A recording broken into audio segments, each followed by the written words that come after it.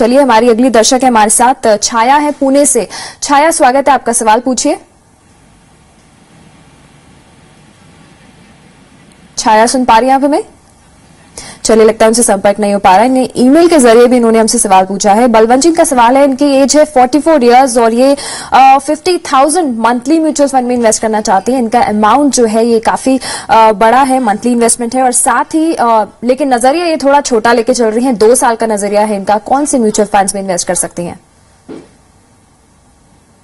देखिए चारू, जैसे मैंने पिछले प्रश्न के जवाब में भी बताया कि अगर आपका 5 साल से कम का नजरिया है तो आप इक्विटी की कोई भी स्कीम, भले बैलेंस फंड है या प्योर इक्विटी है, उसमें इन्वेस्ट नहीं करना चाहिए, क्योंकि जो स्टॉक मार्केट है वो वॉलेटाइल रहता है।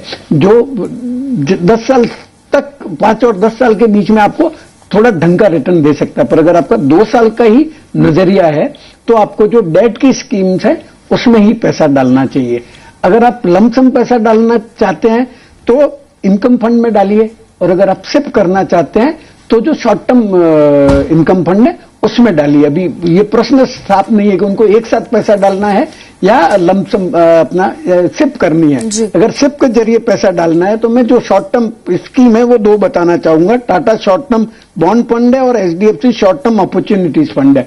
और अगर एक साथ पैसा डालना चाहती है तो आईसीआईसीआई का ICICI prudential long term fund है और Birla Sun Life medium term plan है, उसमें पैसा डाल सकती है जी।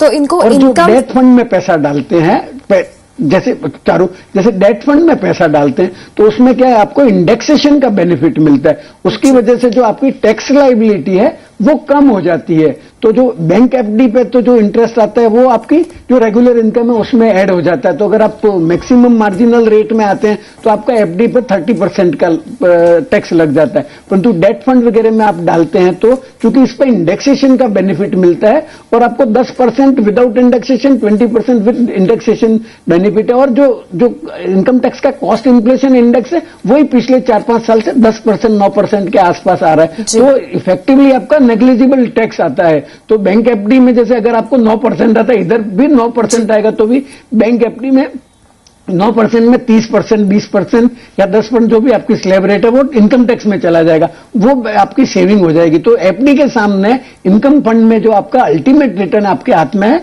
वो बेहतर आएगा जी।